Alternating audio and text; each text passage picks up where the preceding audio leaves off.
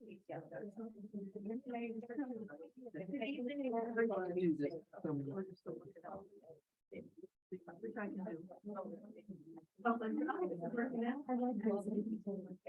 evening, everyone. Welcome to Patterns in Power, a discussion on craft and labor in art. My name is Leah Sweet. I am the head of education and programs at NYU's Gray Art Gallery. The Gray Art Gallery acknowledges with respect that New York University is located on the ancestral homeland of the Lenape people.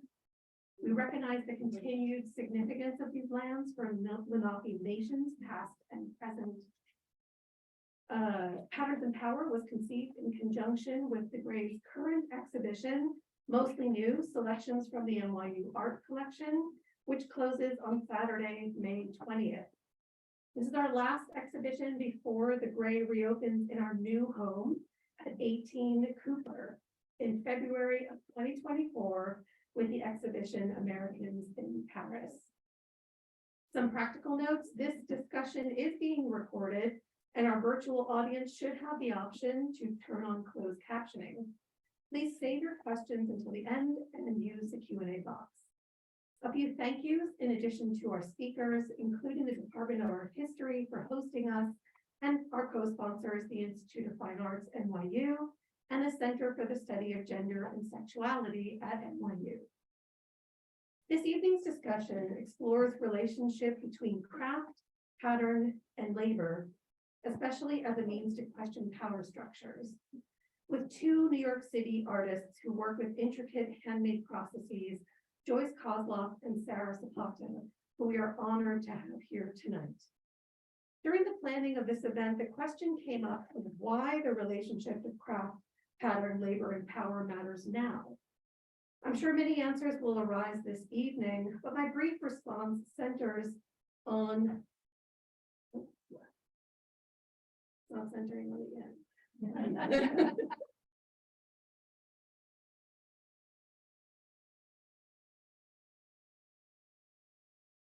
Centers on Mad Russian Blanket, which is on view in Mostly New. The work dates from 1977. You can see it in the bottom right. And I often think of how many issues that were pressing then concerning gender and labor within the art world and beyond continue to be relevant to artists who were working in the 1970s and to new generations of powerful artists with new forms of visibility, and as we see in the press and other media, with new urgency. So with that, I'd like to introduce tonight's moderator, Quan, who will introduce our two guest speakers. Quan is the Linda Nochlin Visiting Assistant Professor of Art History at the Institute of Fine Arts, New York University, where she teaches and advises graduate work on feminist and queer approaches to global modern and contemporary art. She is completing her first monograph, Performance, A Deceptive History, with the support of a 2022-2023 ACLS Fellowship, and is a frequent contributor to Art Forum. Please join me in welcoming Quan.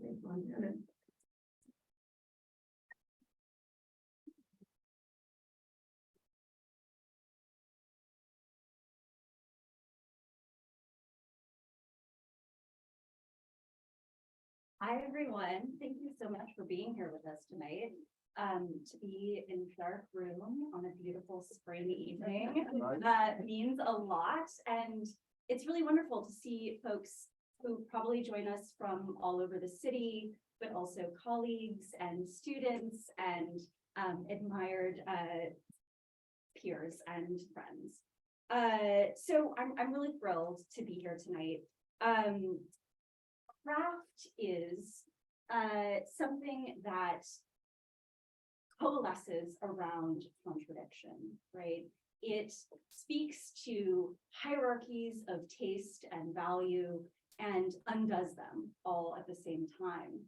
Historically, we think about craft as feminized labor, women's work, but we also see how artists have always questioned those relationships, clearing the delicious textures of textile and thinking complexly about the relationship between handmaking and commerce.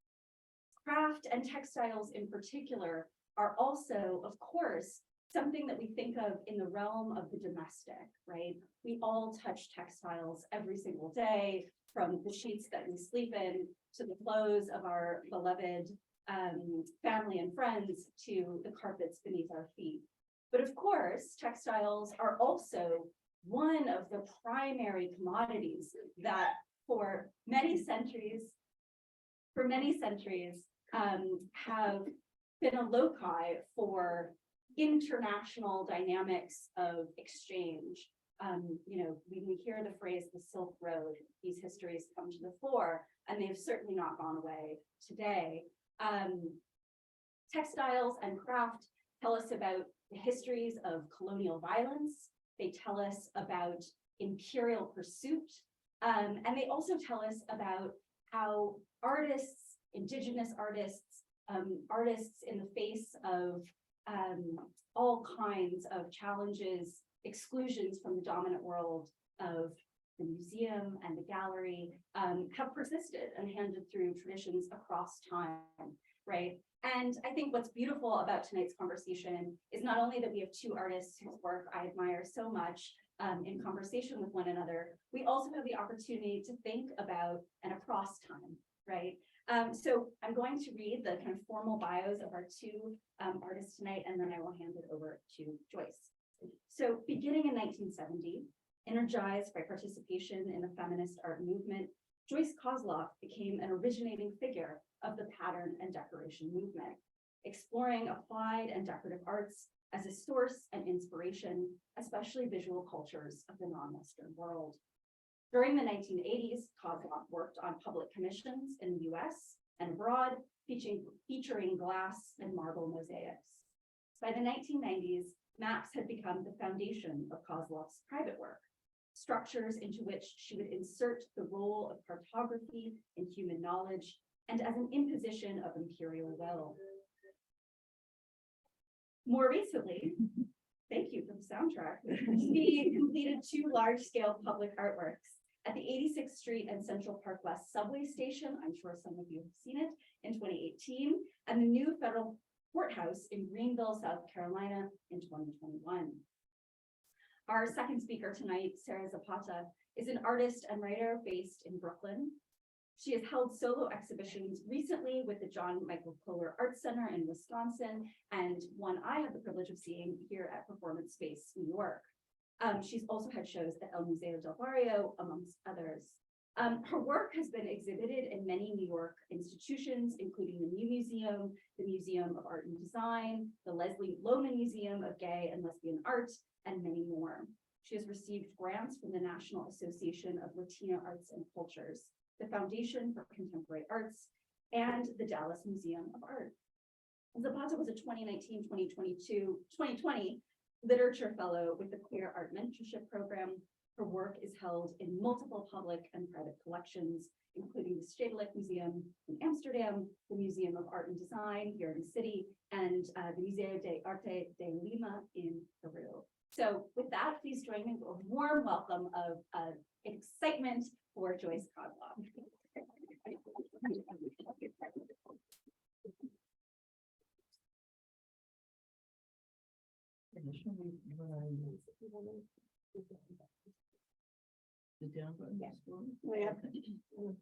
Okay. I'm going to only talk about one project tonight, which I installed in the summer of 2021, because it directly it deals with all the things that this panel is supposed to be about. When I got this commission, which was the GSA commission,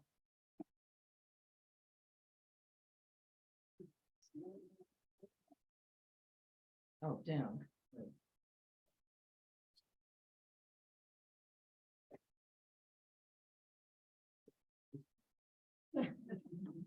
Okay.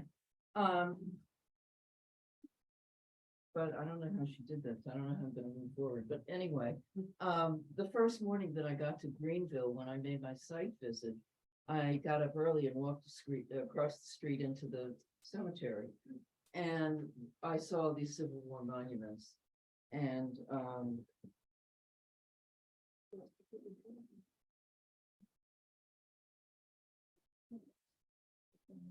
whoops, okay, I'm okay now, if you can hear me. And I kind of wasn't prepared for that, and I didn't have an idea for the project yet. I just was an investigative visit. And then I saw this, which was a field of small tombstones, and they each had a Confederate flag next to them. And I started hyperventilating. There were about 100 of them, and these were the unknown soldiers of the Confederacy. But what put me into this panic was that these were fresh flags and somebody was doing this. And it upset me much more than the monuments. I just was completely unprepared for it. And then that entered my thoughts about the whole situation.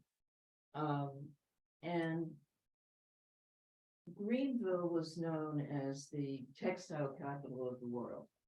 And there were textile mills all over this region of South Carolina. The cotton came up from the coast, and they had these mills, and they supplied the world with textiles. So I decided to explore that subject, the history of textiles in that region. And I drove around to the mills that are still extant. Most of them are not. There were scores of them. Some of them are poetic ruins. Some of them are still functioning. Some of them have been rehabbed into shopping malls and condominiums. And then I went to this one, Chiquola Mill in Honia Path, which is 36 miles outside of Greenville. And this was the site of the worst massacre in American labor history. It was in 1934, and this was called Bloody Thursday. That happened at this place, which is kind of abandoned. It was the largest industrial strike in American history, and particularly in the textile industry in the South. And the mayor organized a posse that went there and just started shooting at unarmed picketers, killing 7 people and wounding 30 more. And there's no knowledge about this. There's no marking of this. This little monument I never found it. It's not there. It's in some park. And it was done by some labor group many years later. So I decided that as I did this piece about the whole textile industry in the region, and stop me if I'm talking too long, but this became the centerpiece of it. Anyway, I'm just some historical sources. This is, some of you know this is the gallery of maps at the Vatican. And these are frescoes of all the regions of Italy, and it was done in the 16th century by an artist named Ignazio Danti. And you walk through this when you go to the Sistine Chapel, but a lot of people just don't notice it. And then some of us just want to linger there. And every region is done in the most explicit detail, battles and all kinds of things. And it's a kind of bird's eye view, which is kind of interesting. It reminds me of Google Earth, which is what I ended up using. And then the next thing that I was thinking about, both the architect, Craig Grant, and I had been fellows at the American Academy in Rome, and we started talking about these historic sources, and he encouraged me to think of this big room like these rooms in historic places.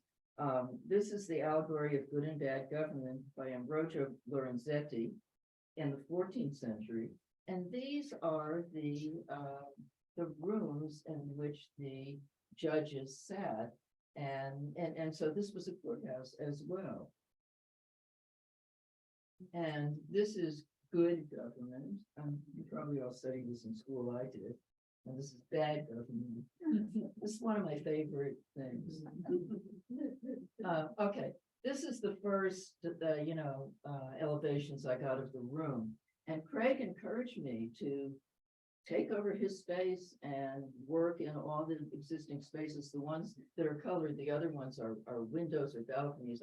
You'll see the actual space. And I did it in a combination of ceramic tile and glass mosaic. So this is from the balcony looking down, and you see the tops of them. These vertical panels, there are 8 of them, are Google Earth views of the extant mills. And I painted over with another layer of the textile pattern that was produced at that mill. So I'll get you closer to it. And this is when you come in. Okay, so these are 2 walls. And what I ended up doing, these are 14 feet tall and 7 feet wide. These are 5 feet tall and 7 feet wide. Now I'll go through them more close. The top panels, it was very hard to find out which textiles were made in which factories. Just wasn't a record of it. But I finally got some help from local historians. And when I did my first proposal, seeing the Google Earth with the patterns of the textiles over it, there was a community that viewed it, and they didn't like it because all you could see was the rooftops of the mills. They wanted to see the mills. So in Google Earth, I tipped them, and you'll see that so that you can see a facade of each one of them. And I didn't put the textiles directly over the mill. What happened? No,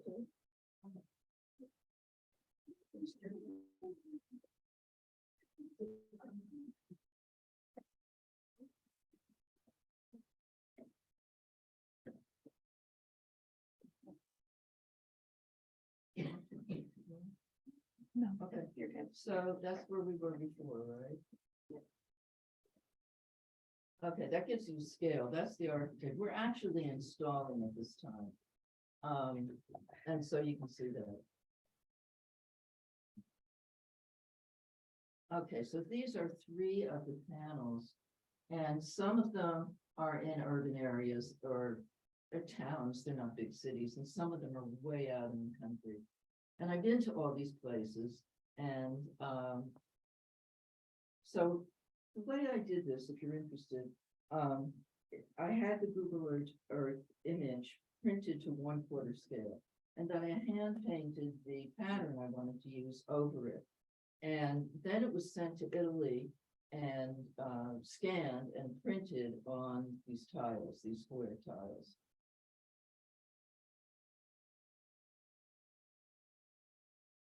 Underneath, at eye level, if you remember seeing, there's a map under each. There's 6 maps because some of them have other things underneath. And again, this has to do with the history of textiles in the area, but it goes back much further. The first one, no one knows the exact date or even who made that map. It's a Native American map. Oh, okay.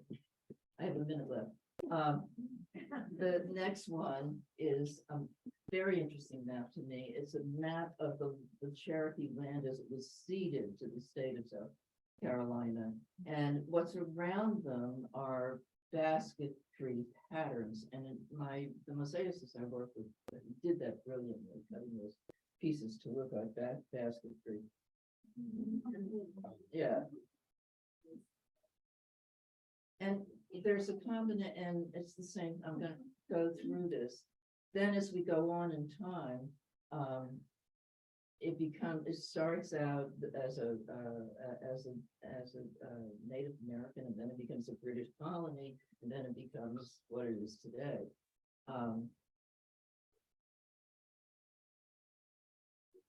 Oh, and I didn't even mention it. Inside each of. Oh, okay, so the first 3 have these baskets, and then the other side, the more recent ones moving forward in time, have quilts around them, and these are historic quilts, but I don't have time to go into it. And this is a railroad map, because the railroad was moving the textiles in and out of the area, so I just want to end with Chipola Mill, the one I mentioned, where this massacre took place. And it's front and center when you walk into the room. You look up and there it is. And that's what it looks like. And then there's the text that tells the story. So I felt like I got to tell the story.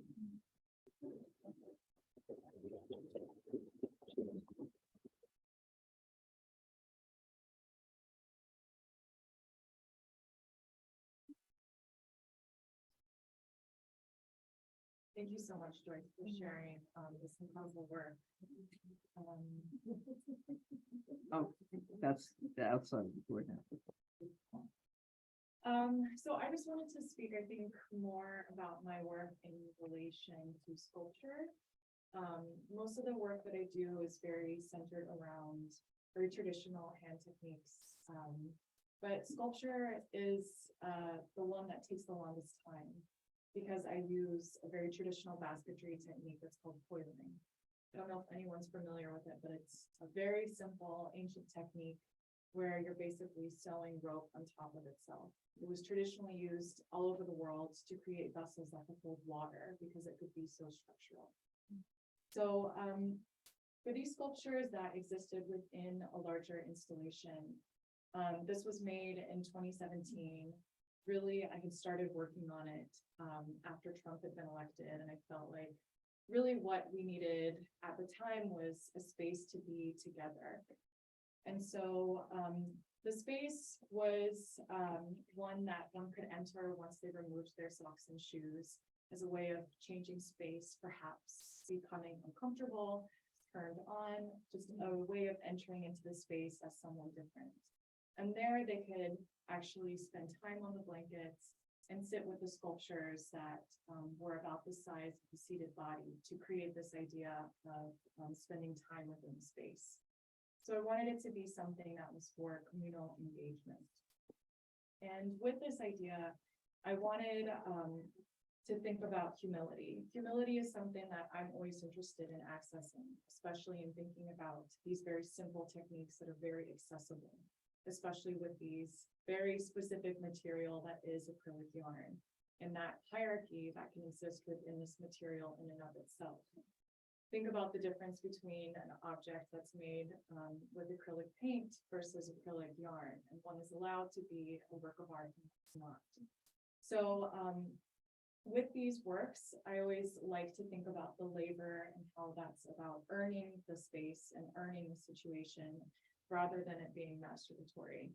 And so If I Could comes from a song that's by Simon and Garfunkel.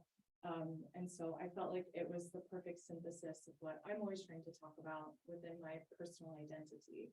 I'm American as well as a first generation American. My father's from Peru. And so El Condor Pasa is sampled in If I Could. And so I felt like it was also speaking to the aspect of humility. And so these sculptures are modeled after the Paracas mummy bundles, which were an incredible pre-colonial civilization in southern Peru that would bury their dead in the natal position to create this idea of leaving and entering the world in the same way. And from there, they would place the body in baskets and then wrap the body in textiles, essentially creating a womb with textiles. And very similarly, these sculptures have a coiled base, and then they have a steel structure that's on the interior, then covered in hand-woven textiles in these shag pieces. And so on the interior of these sculptures is an unseen element to represent the sort of life force. And so these pieces that are made out of steel are a curved cross. And so in biblical text, it talks about how in Revelation, a curved cross is the mark of the beast. The Antichrist will come at the end of the world with a curved cross staff. But there's another interpretation that a curved cross represents the humility of Christ. And so I wanted there to be, again, this idea of going back to humility. Again. And so really what got me interested is in working with textiles is obviously having a background in Peru. Textiles are such a ubiquitous item from this part of the world. But on the other half of my family, I was raised evangelical Christian in Texas. And so there's a lot of biblical text that talks about how a woman is good, she works with her hands, she honors God.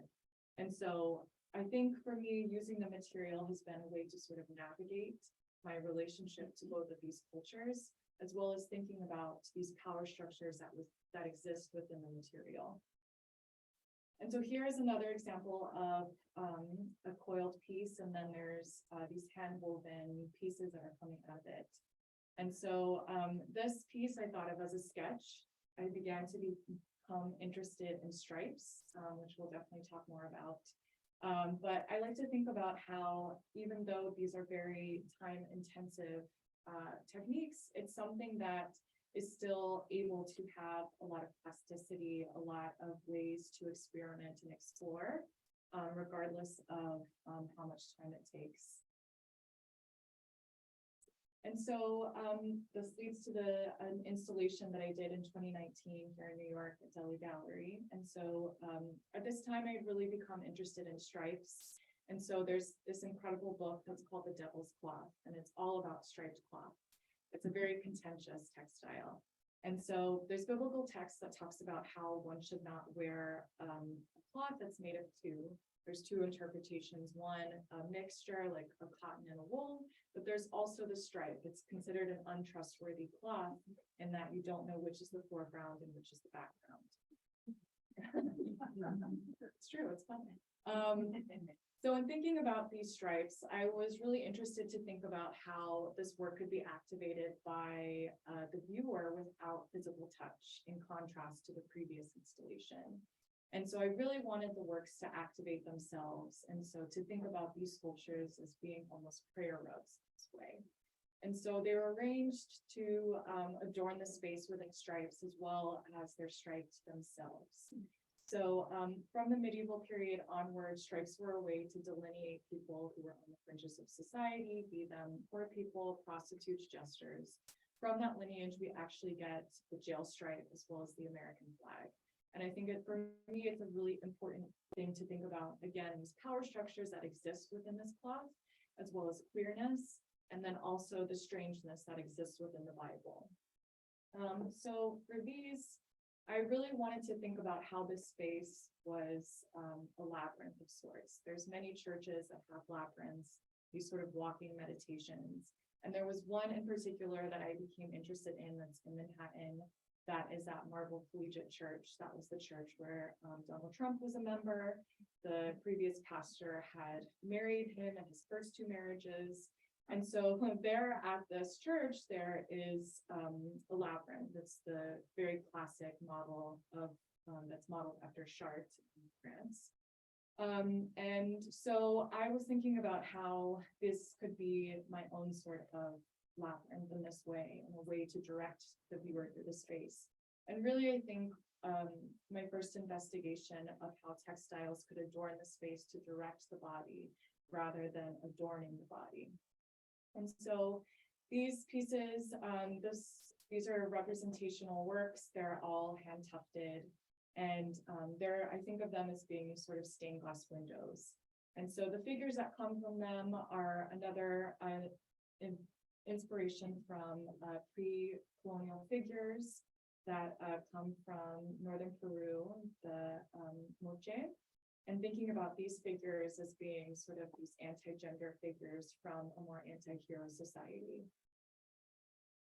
And so these vessels that I made, these are actually ceramics. So the coiling technique is not only one that exists within basketry, it's a technique that exists within ceramic. And so it's very similar, but very, very different. This is my first and only exploration in ceramic.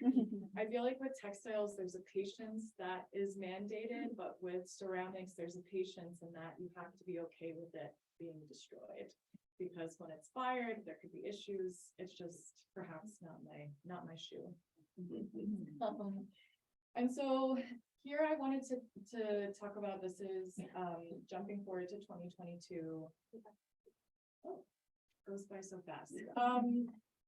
This was last year at Delhi Gallery. And so these were these columns that I wanted to work with. I previously worked with these sort of ruins but I wanted to really think about something that was much more architectural and how to give this illusion of something that exists that could perhaps be a pre-existing sort of architectural element.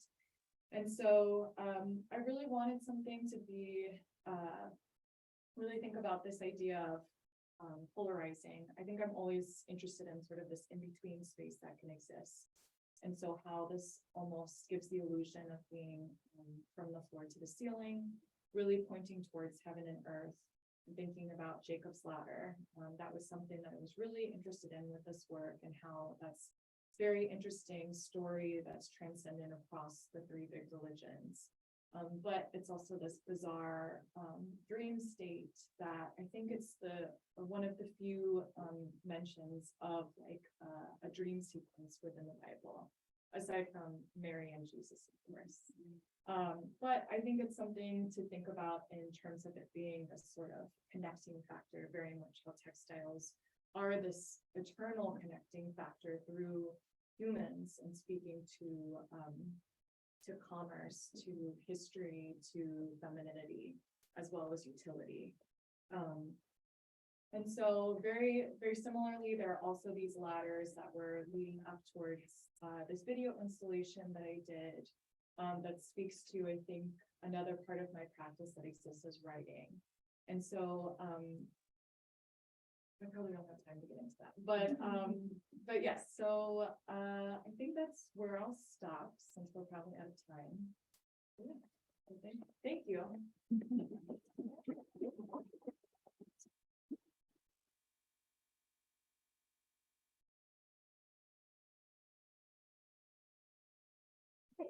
You want to join us?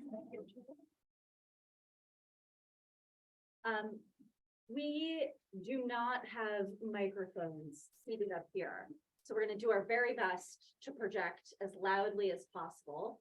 But if you're having trouble hearing, there are still some seats in the front, so please come forward or just raise a little hand, and we'll try to build our lung power even louder. Thank you both so much for that.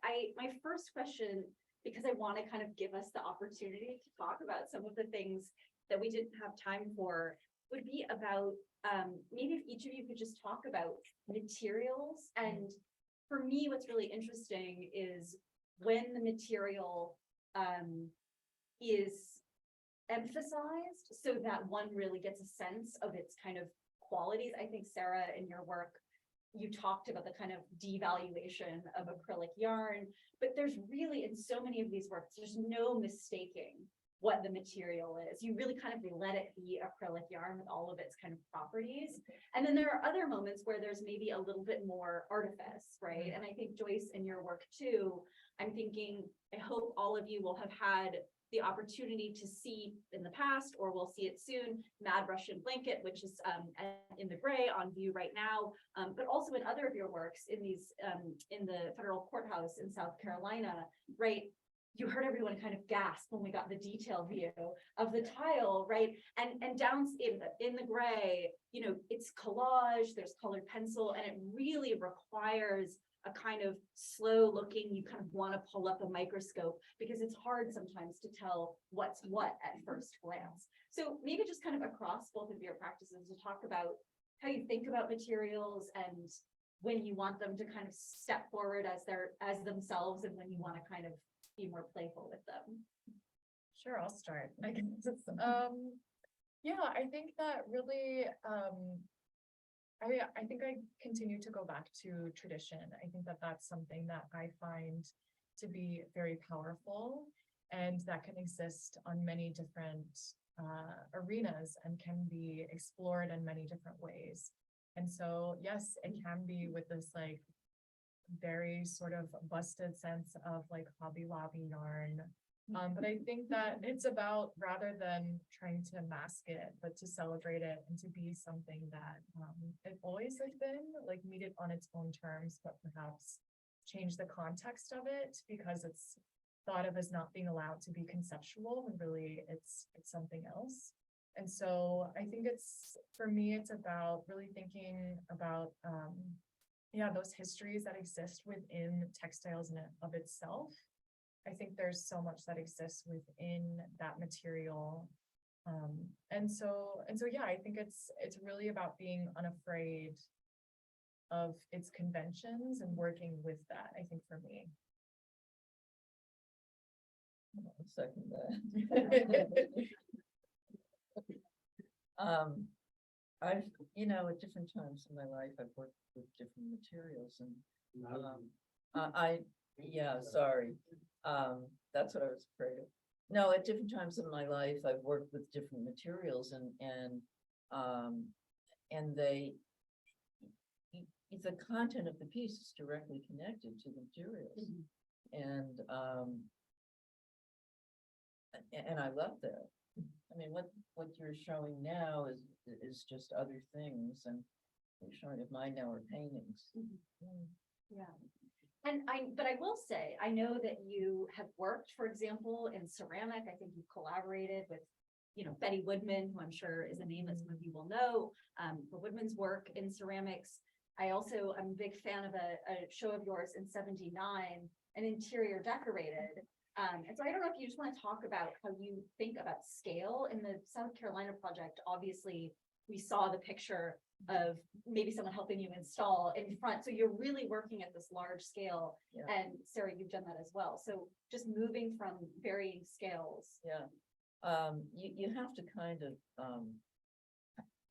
hold it in your mind. I always make a physical model, like a cardboard model, a simple cardboard model, and imagine myself a little person moving through it, where I'd be and what I would see from this point, what I'd see from that point.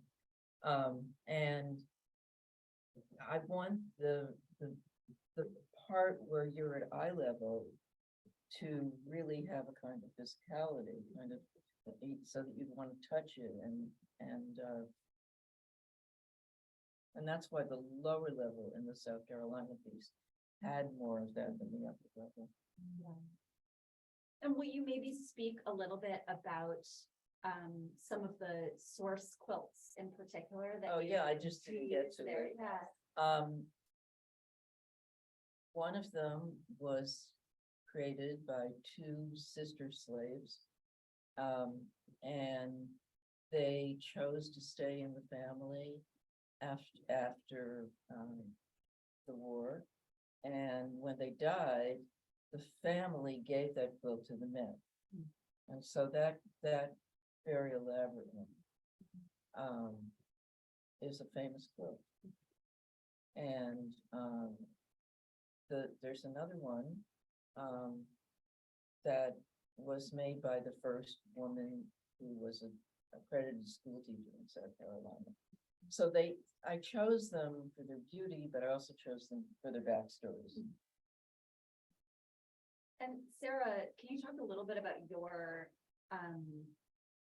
process of research and looking back to older techniques from, the coiled basket to, loom weaving to other traditions, the moche, pottery, etc. Yeah, absolutely. I think it's something that is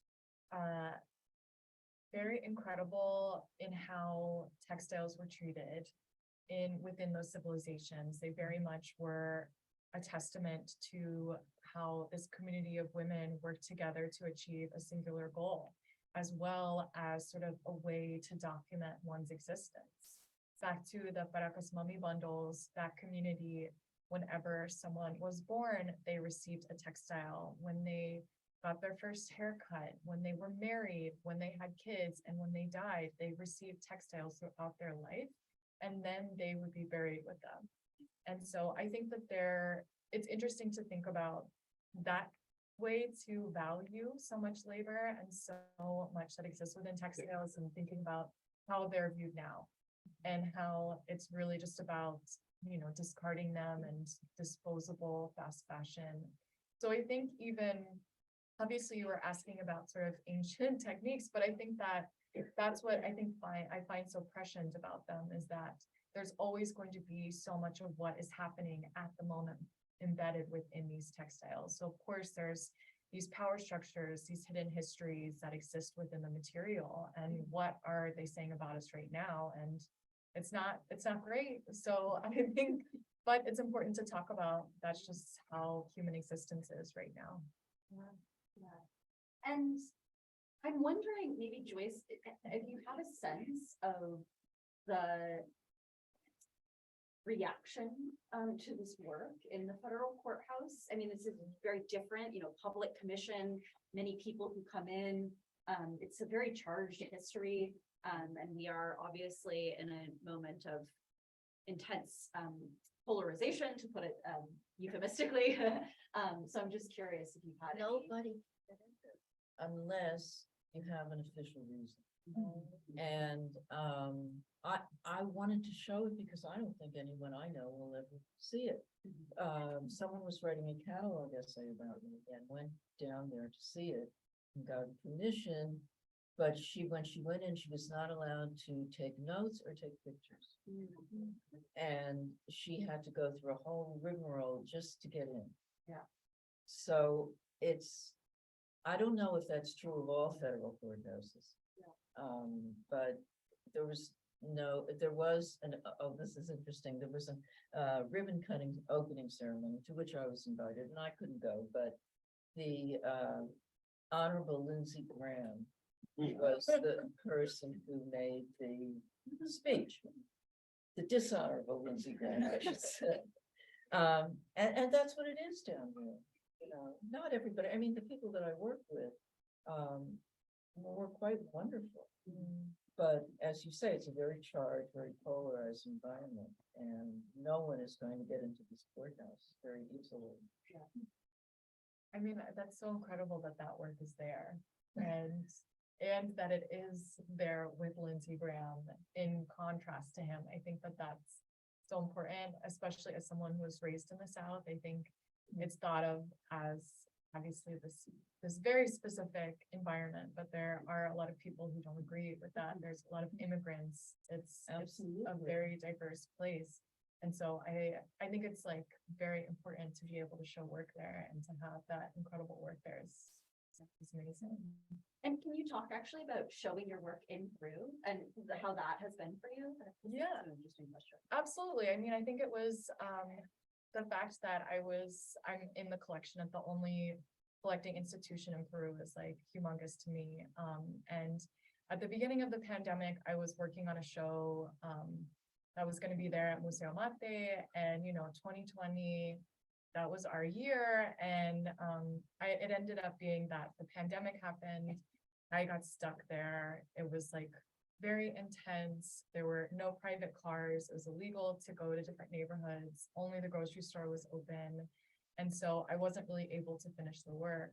And so I just kind of left it there and didn't want to deal with it, honestly. And I flew back to the United States on like an embassy flight, came back to New York when it was like 1,000 people dying a day. It was crazy. And honestly, what sort of like centered me and really a way to like digest what had been happening was actually weaving. And this is when I did these works that are this like gargoyle series that I have. But it's just, I think it was a way really to get back into centering what my work is about. And it really changed the way I even deal with weaving. I think prior to that, I was very nervous about it, strangely. And now I feel so much more confident with it. And I think that it was really that experience in being there and almost like killing a dream in this way, but in a better way, in that it became something more powerful and definitive than I ever could have asked it to. And color really works in your work. I know that Yeah. stepping into color, yeah. Yeah, I think color is definitely, again, an access point. I feel like my job as an artist is to make the work as accessible as possible. And so for me, that is with textiles, obviously, but with color and with beauty and like this material that everyone has a connection to. And color in itself, I think that again goes back to this like very specific material and how, again, meeting it on its own terms and these like full colors, but it can turn into something that can be more powerful. I have a million questions that I want to I ask. just want both to of say you. something about Okay. color. Color is really hard. Yeah. That's all. Tell us more about its difficulty. I think it's intellectually challenging. You know, I mean, at any one moment, you have thousands of choices, and that means you can make thousands of mistakes. You know, and you, I mean, it's endlessly challenging. And I think that really comes through, I mean, in both of your work, but Joyce, I know just the way that you work with patterns and the kind of juxtaposition of them. I mean, there's a real, it's captured in the photographs, but it's really something that you have to see in person, this kind of like oscillation of figure and ground, like the much maligned stripe, as it were, right? It's always tricksy, and one doesn't know what's in the foreground and what's in the background. I really like that. So I do want to give our lovely audience some time to ask some questions. So if anyone has one, yeah, I might repeat the questions for the sake of the Zoom. So forgive me for doing that. Joyce, what made you choose Central Asia as part of your work? Because I am from Kyrgyzstan, and you included that part of the map in one of your works. So what made you choose that particular area of the world to do your work? Okay. What I'm showing now is current work that hasn't been seen before that I'm doing in my studio. And they're all war zones. They're all zones of conflict currently, war zones. And to represent the destruction of cultural property, I introduced elements from the decorative arts, which is what I know, you know, and Wow, I know that. yeah, and you know, I'm not from those cultures. I have visited some of those places, but it's in the news every day, and we're responsible. If we're not directly responsible, we're probably indirectly responsible for a lot of the horror in these places. And what we see on the news is the horror. And what I wanted to show was what's being lost, the traditions, what's carried, what's in the home and the family, what's passed down, which is just obliterated in these conflicts. So, and I don't know why I'm in Central Asia. That's the answer to your question. Sorry, I have to say, when people ask me where am I from, I have to say Russia. Because people, if you say Kyrgyzstan or Central Asia, I don't know. they think that you're from Mars. Well, I know, because even people coming into my studio are disoriented. They don't know. And you may read about it in the newspaper, but not visualize it as a map. It's actually helping me understand the geography of these areas. No, I'm really thankful for you to have that as part of your work, having, you know, my area where I'm from, to be included in something that's, you know, that's going to be exhibited. And anti-war apologetics have been a kind of major theme of your work for a very, very long time. Anti-war apologetics, kind of iconic moment of hoisting an infant in front of Guernica, which was been in my mind for a long time now. Are there other questions from the audience? Yeah. Did you know when you were working on the courthouse piece that it was going to be so inaccessible? And how do you feel about that? Like, Well, I didn't. yeah, No, it's disappointing. But you yeah. know. So, but I had an opportunity to show it today. When did you find out? Didn't find out until afterwards. Yeah. Or I didn't ask. Yeah. You know, I probably could have found out. Yeah. I have a question for Sarah. It's been such a great opportunity to learn more about your practice, and I was interested in how you discuss the importance of tradition, but this goes back to Catherine's amazing synthesized introduction about the tensions in craft, but the use of acrylic yarn seems like it is really kind of in opposition to like the tradition of the foremothers of textile art. If we think about Annie Albers, Olga Amaral, with their, you know, really pretty consistent use of natural fiber with some exceptions. So I guess I wanted to ask, I think you've been alluding to this, but if you like have you ever had resistance, or early in your career, did you have advice like not to work in acrylic yarn if you wanted to be taken seriously? And how did you stand fast? Ooh, a good question. I think that is something I am thinking about quite often, and sort of like the dynamism of the technique and how that is perhaps celebrated or negated depending upon the material. But for me, I think it always comes down to the question, if the technique is articulating the work, or is the work the technique? And I feel like for my work, it's very much the technique is articulating what the work is about. And so there are many instances where I do use natural fibers. To be honest, I wish I could say that it was this deeply conceptual foundation, but truly it was just, I had a job and they were throwing away all of this acrylic yarn. And so it enabled me to work at a scale I would not have been able to afford at all. And so I think that it's now sort of evolved to be a mixture of different yarns. I still am digging away at that stash of when I hoarded. But I think that that's also important. I think that there is power structures. Absolutely. When I first moved to New York, I didn't know anyone that was working in textiles, and people were kind of like, oh, that's what you're doing.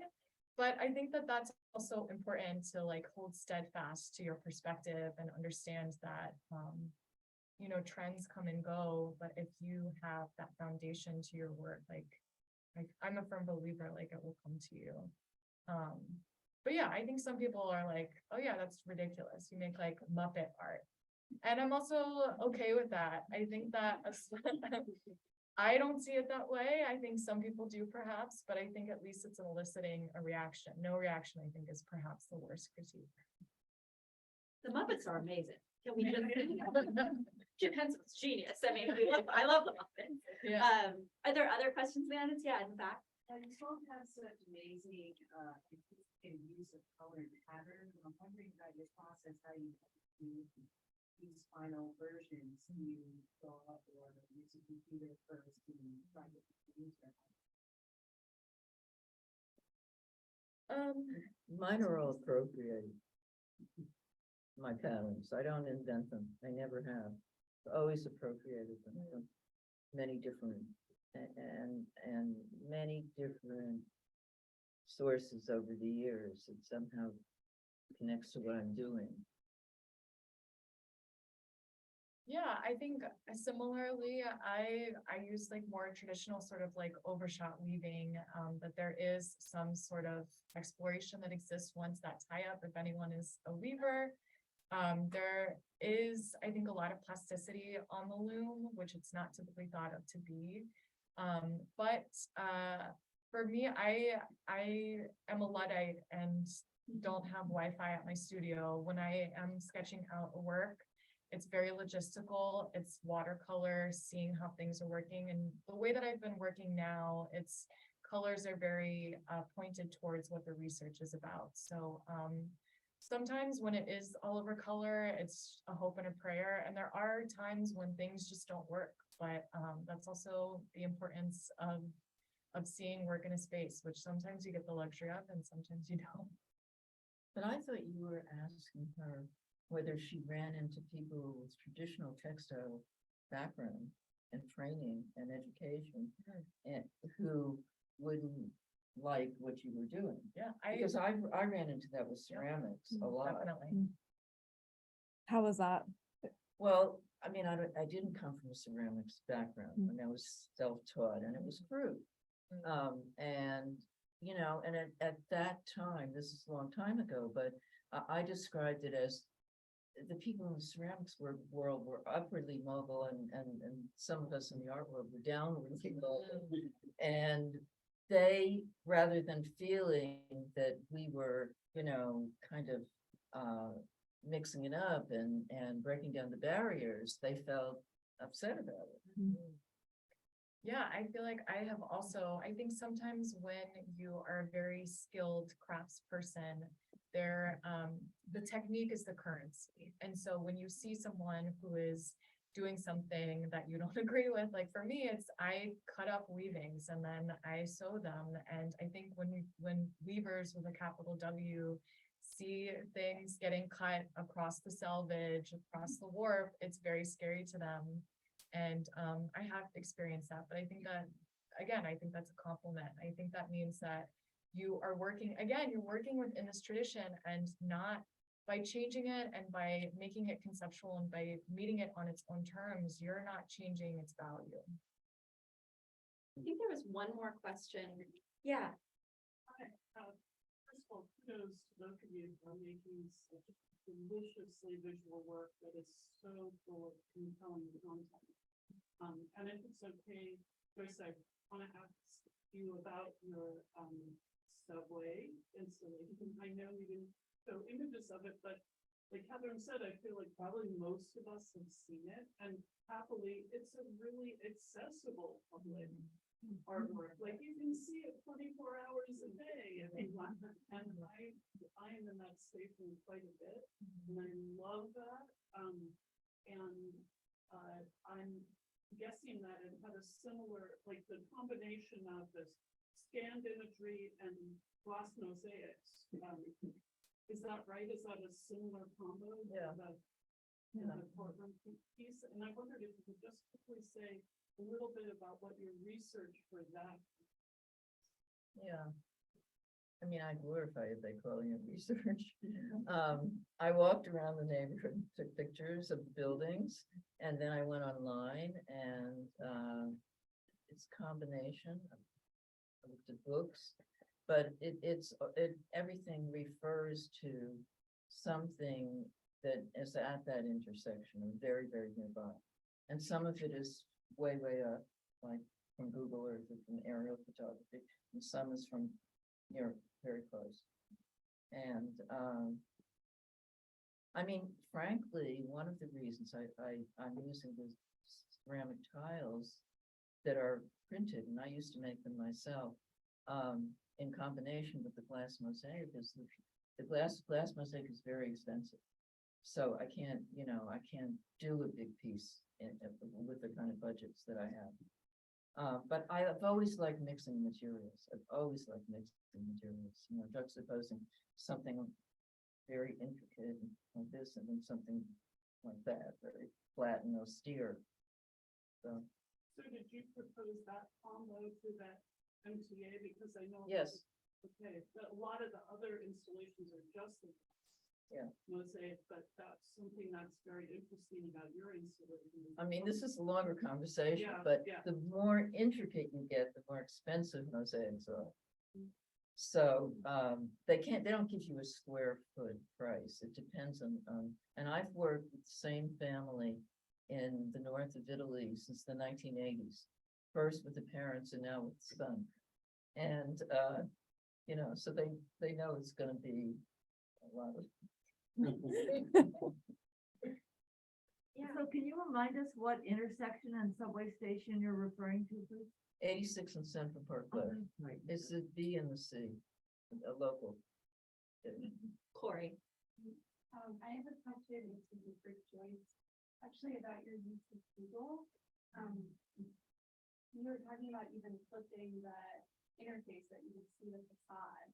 This seems to be such a contrast to the Vatican Hall map that you showed, which has a storybook feel to it. Their themes, they're different. Google gives it a different relationship to time and technology. And you included those red tabs, which is so interesting. So it's even, it's Google. And I was wondering if that was an important inclusion for you and why sort of Google. It's difficulty hearing. The question was about Google. Yeah. And you rotated the buildings. Right. And Corey was asking, the Vatican Hall of Maps has this real kind of storybook feel. Right. Whereas Google, it's so identifiable, everyone knows that that's the source and kind of places us in time and technology in a way. So just about that. Well, I like that it's situated in time that way. And the 10 years from now, it'll look completely different. And 20 years from now, like, what was that? I like that. And I think that's true about everything that we make. Yeah. I think we are at time, and I would just say we didn't have a chance to talk about, we're in a moment where I think the project of feminism, of gender liberation is increasingly urgent. And I think that like craft, right, feminism, queerness are ways to think about rejecting received categories. And as one of our audience members said, there's so much deliciousness and kind of sensuousness in this work, even though it never forgets about the kind of brutal histories that precede us. So thank you all so much for joining us tonight. We'll do a round of applause for Sarah and